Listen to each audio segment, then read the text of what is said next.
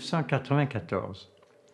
Nous avons une subvention du CRSH pour donc projet de comparaison Inuit, Sibérie et Amazonie. Donc Inuit, nous y allions. Sibérie, il y a eu quand même 93 et 92, le congrès, et puis la mission chez les Yukagir, très fructueuse puisqu'on a pu rencontrer un ancien chaman, et on a pu travailler avec des enfants de chamans, plusieurs, le fameux Kourilov qui descendait d'ailleurs son clan d'une femme qui avait été mise enceinte par un ours blanc, et tout le clan, c'était le clan de l'ours blanc, ils étaient des descendants de l'ours blanc. Et puis on avait des témoignages sur le travestissement, sur les conjoints esprits, etc., en parlant des chamans. On arrive en Amazonie et l'idée était donc de retrouver, Françoise avait pris des contacts avec un chaman qu'elle avait connu, avec qui elle avait travaillé dans les années 80. Elle avait fait une enquête sur le politique, sur les leaders, et il l'avait interrogé. Et lui était donc chaman et aussi déjà leader politique. Il y avait une émergence de ces mouvements politiques et on le consultait, il participait à des réunions, il avait participé à un congrès de l'American Anthropological Association pour parler du chamanisme, et donc déjà il s'exprimait sur ces questions-là et il était reconnu.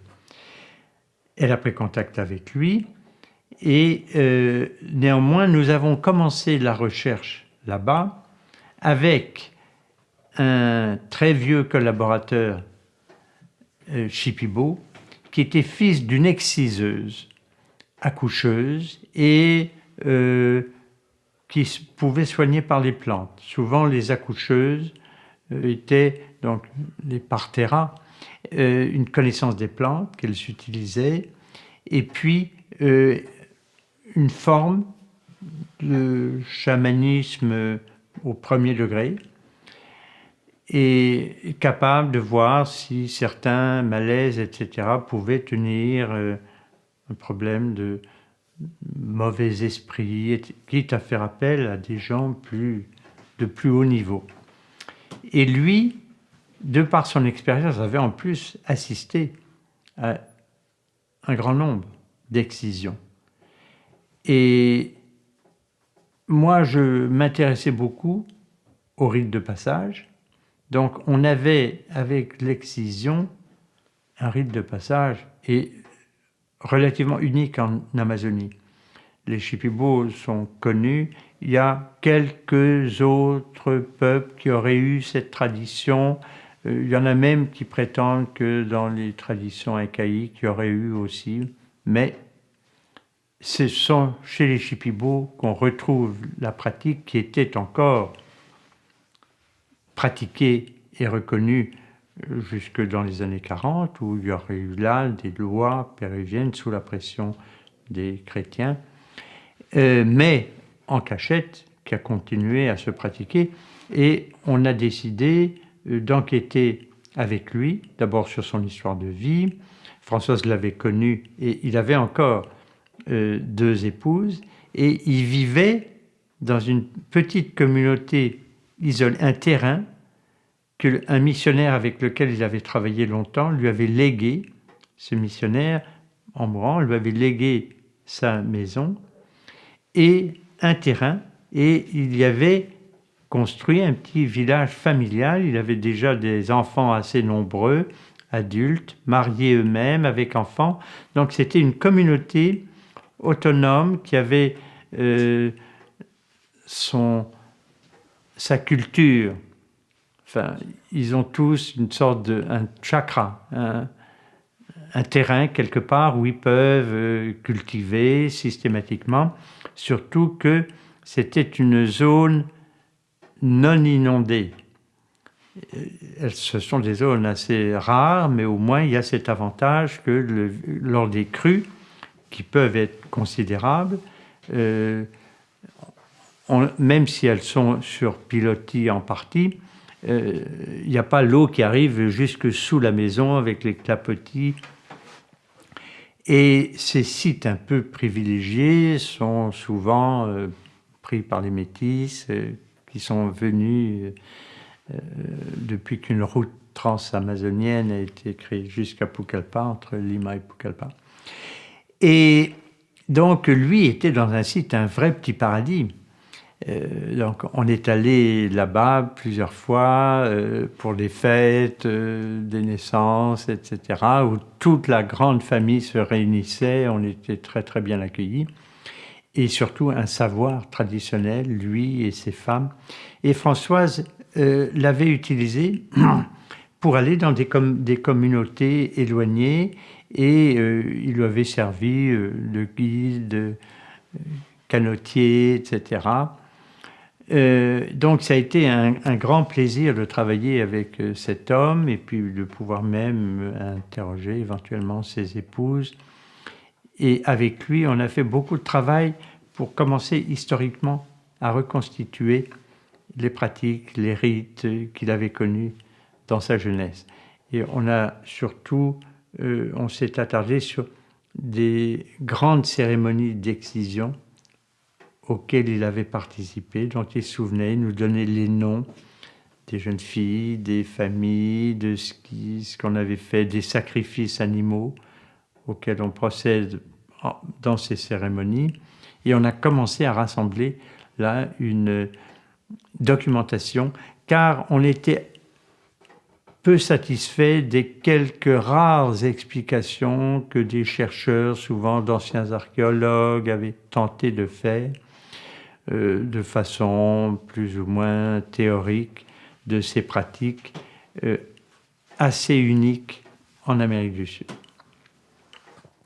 Alors moi qui m'étais intéressé au tatouage chez les Inuits, au rite de passage, donc sur les femmes qui entraînent de la souffrance physique, un marquage corporel, je voyais là une occasion. Chez les Shipibo, ce n'était pas des tatouages, mais des peintures corporelles. Et ces rituels-là étaient accompagnés justement de changement de statut et acquisition de peintures corporelles, donc lors de ces grandes cérémonies. Et donc là, on a eu accès à tout un ensemble de données à forte valeur symbolique, et il nous importait de comprendre aussi le pourquoi de ces rituels assez rares là-bas. Et alors, donc, je lui dis, ça a été interdit par une loi, et à ce moment-là, on était encore, donc on a eu vent de cérémonies qui s'étaient faites à une époque relativement récente, et on a même pu savoir qu'il y avait une description d'une telle cérémonie faite illégalement quelque part, où une femme non autochtone, mais qui vivait avec un autochtone, avait été invitée et avait assisté à ça. Plus tard, on l'a retrouvée, elle nous a fait un récit de ce qu'elle avait vu, qui était extrêmement intéressant. Alors, on travaille avec lui, et puis on commence à rencontrer le chaman, et avec tout ce qu'on avait appris en Sibérie, avec déjà aussi un certain nombre de données inuites, mais ça m'a poussé, quelques années plus tard, à aller explorer les fameuses archives de Frederickson retrouvées au Groenland et écrites dans un dialecte du Nunavut, proche de l'Inuktitut d'Igloolik, donc que je pouvais comprendre, alors que les Groenlandais n'avaient pas accès.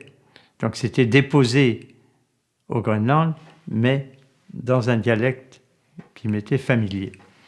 Alors là s'enclenche. Nous revenons de Sibérie où les mariages mystiques et éventuellement la procréation avec des esprits à forme humaine ou éventuellement animale. Et nous nous sommes intéressés avec Arévalo, ce chaman, enfin qui a aussi un nom Shipibo. On a commencé aussi à travailler sur les généalogies. Avec tous, on commençait comme ça. Des généalogies extensives, comme j'en avais fait longtemps chez les Inuits, en allant de niveau en niveau et surtout parenté biologique et alliance. Et c'est comme ça qu'on a découvert des réseaux de mariage et des mariages par échange.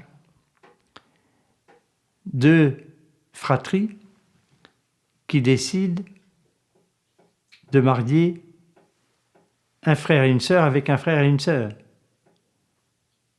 Donc, échange simple qui peut changer à chaque génération, la génération suivante, et on découvre un système d'anciens clans.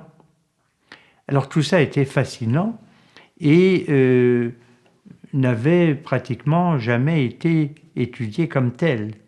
Alors, on explore, on note, on fait de la toponymie aussi, on se procure des cartes, etc. pour situer ça. Et on découvre là une complexité majeure qu'on n'avait jamais connue chez les Inuits ou dans nos sociétés. C'est un paysage complètement changeant. Alors on a ça chez les Inuits avec le gel, la banquise, les baies qui gèlent, les itinéraires qui n'ont pas la même durée à la saison chaude ou à la saison froide. Mais là, des crues d'une amplitude qui peuvent aller jusqu'à 10 mètres. Bien 10 mètres, remonter de 10 mètres le niveau d'un fleuve, plus rien n'est pareil. Alors, ces périodes de crue que nous avons, moi j'ignorais tout ça, mais on l'a vécu en plusieurs séjours, font que, à la saison de la crue, on circule beaucoup plus facilement. On peut couper les méandres, ce qu'on connaissait comme lac fait partie maintenant de grandes étendues qui communiquent avec le fleuve. Il y a évidemment beaucoup moins de terre, on va beaucoup plus vite et les gibiers se concentrent dans des lieux plus élevés. Et donc on peut chasser à ce moment-là. Pour les chasseurs, ils ont un accès plus facile. On pêche aussi. Et donc ce dualisme saisonnier est fondamental. Et donc ça nous permet aussi de situer dans le cycle calendaire les rituels à certaines époques, les phases de la lune. Et donc, on était en terrain, moi qui m'étais relativement familier parce que j'avais été très loin chez les Inuits dans l'exploration, même je dirais de l'astronomie, ces mouvements lune-soleil beaucoup plus complexes dans l'Arctique, mais là en zone équatoriale ou tropicale, c'était nouveau pour moi, où le jour est égal à la nuit presque toute l'année, mais il y a aussi les cycles lunaires et c'est cru, saison sèche, saison humide, qui créent. Alors rien n'est stable. Il n'y a pas de vrai village stable, à part sur les hauteurs et encore. Et donc on a connu ces villages. Vous allez dans un village une année, tout est bien, et puis l'année d'après, un tiers du village a disparu, s'est effondré, le cours du fleuve a changé, donc des grandes sortes de falaises sablonneuses ont été emportées, des maisons qui ne sont plus là, donc le village a tendance à reculer, ou parfois doit changer de place.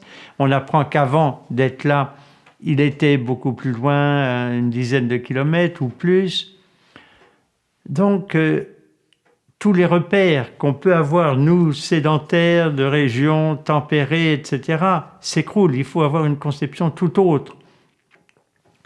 Alors, les familles, les généalogies, le poids de l'histoire, parce que ces clans et ces catégories, l'interprétation que nous en faisons, mais bon, surtout à l'aide des travaux de Françoise, qui ont une historicité de plusieurs dizaines d'années, permet de voir qu'ils étaient localisés aussi le long du fleuve, sur des centaines de kilomètres. Et donc que des alliances entre deux clans qui étaient considérés même récemment comme des sous-catégories culturelles.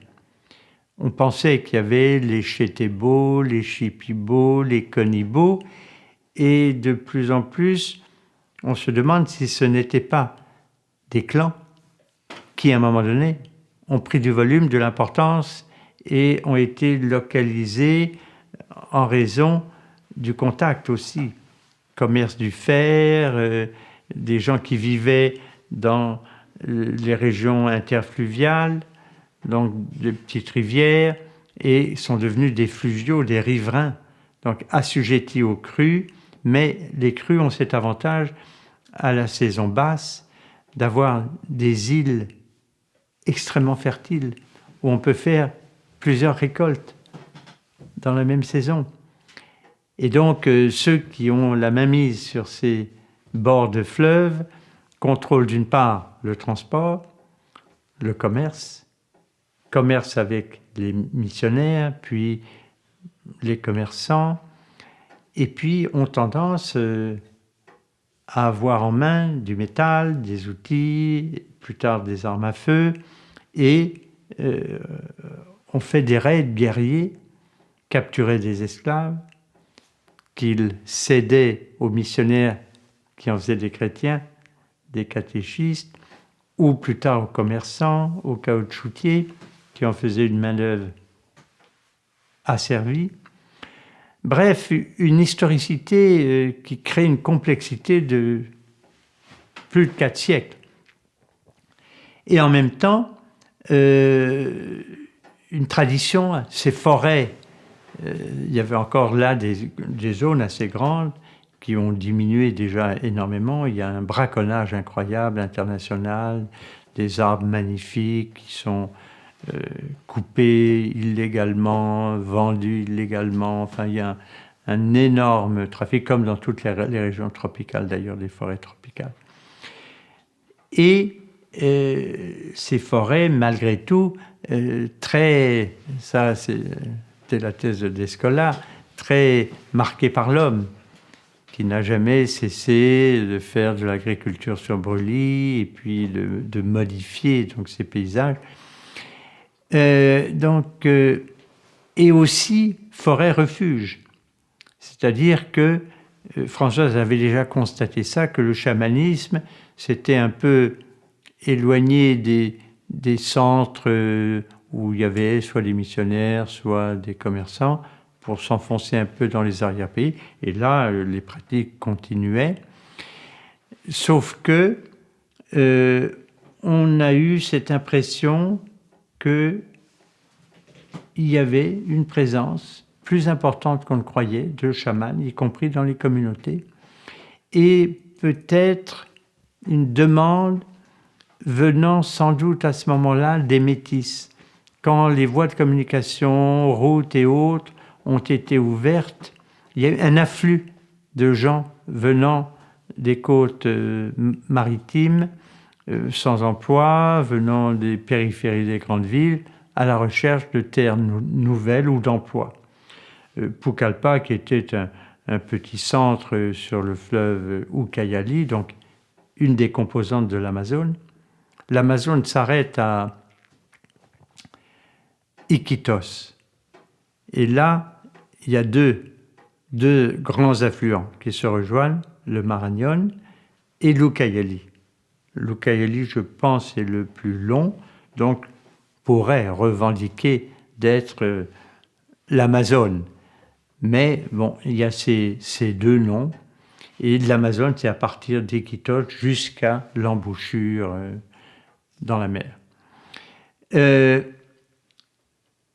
Donc, zone complexe, historiquement, et ces résidus de clans, ça nous a poussé à enquêter beaucoup plus en profondeur sur cet ancien système de clans qui était assorti de pratiques de mariage, d'un système sans doute ancien de mariage avec des cousins croisés, donc issus d'un frère et d'une sœur, et qui vont continuer à se marier, qu'on retrouve dans des groupes voisins.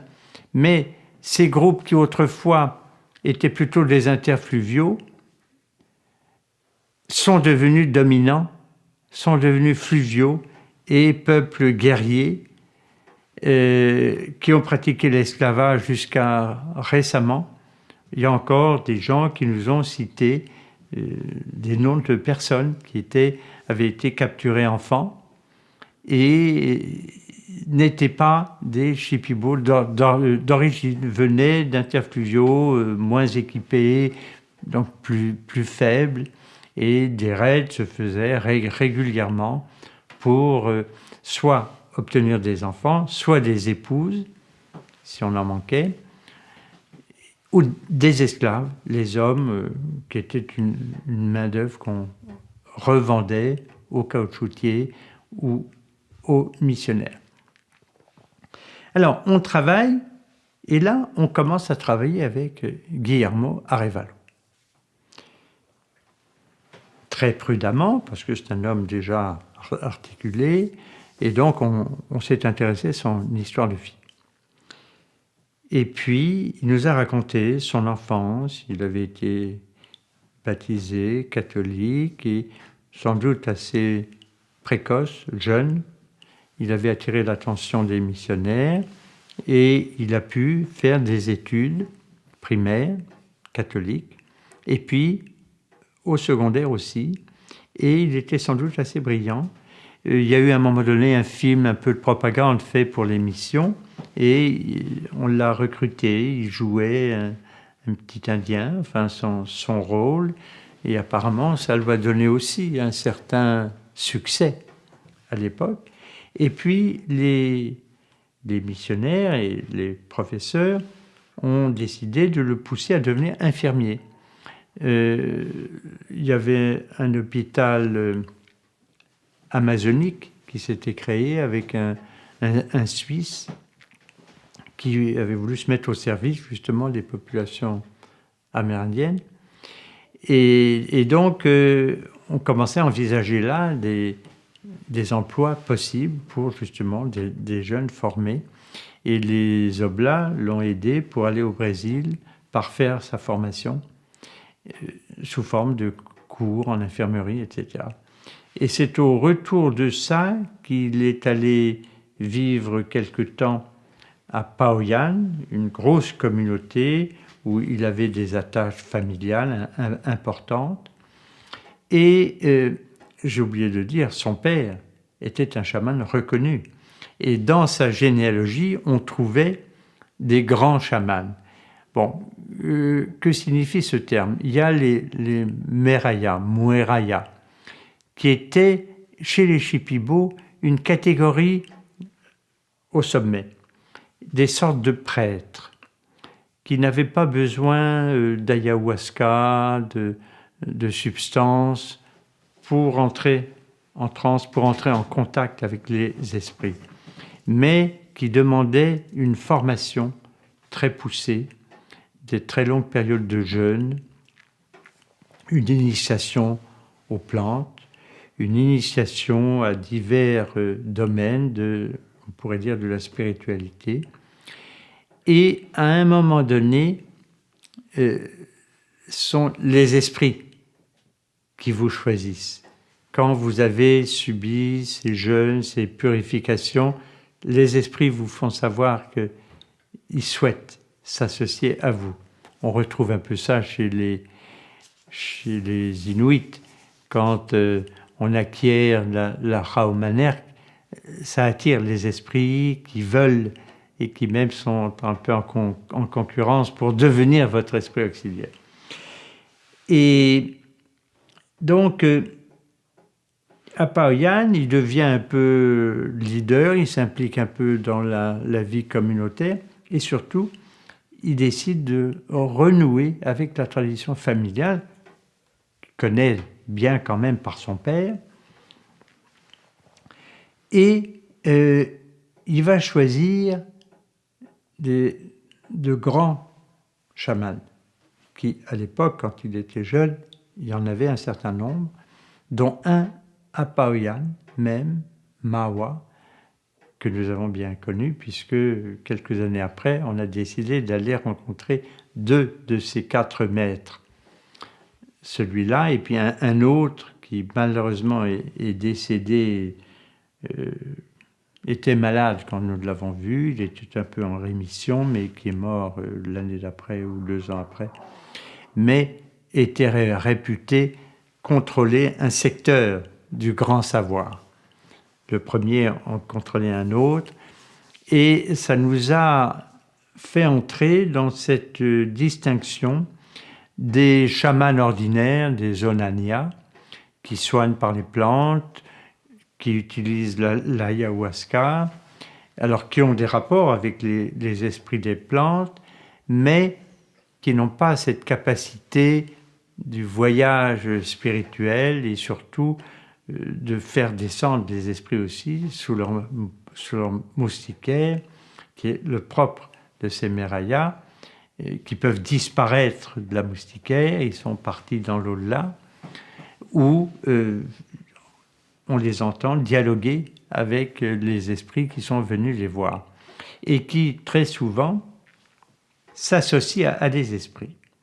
Alors là, on entrait dans un domaine un peu plus familier que le chamanisme inuit et sibérien nous avait fait entrevoir, dialogue avec l'esprit auxiliaire et éventuellement relation amicale ou même amoureuse et éventuellement sexuelle.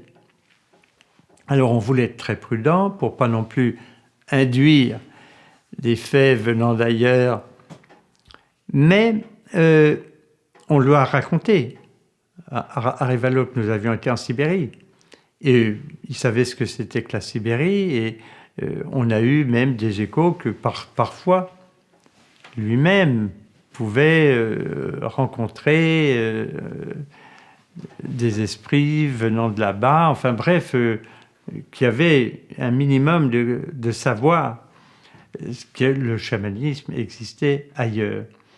Alors, voilà, c'est le point de départ d'une enquête qui n'a pas fini. Parce que encore maintenant, nous avons un réseau de chamans avec qui on garde le contact et qui même fait des cérémonies chamaniques. Moi, je sais, quand j'ai eu des problèmes de santé, il y a eu 4 chamans qui faisaient des séances là-bas. Et les médecins de la clinique où j'étais venaient tous les matins disant « Mais c'est incroyable les progrès que vous faites !» Et donc ça a fait le tour de la clinique et bon, ça m'a sans doute aidé de me savoir à distance comme ça, pris en charge quelque part. Voilà, donc première étape.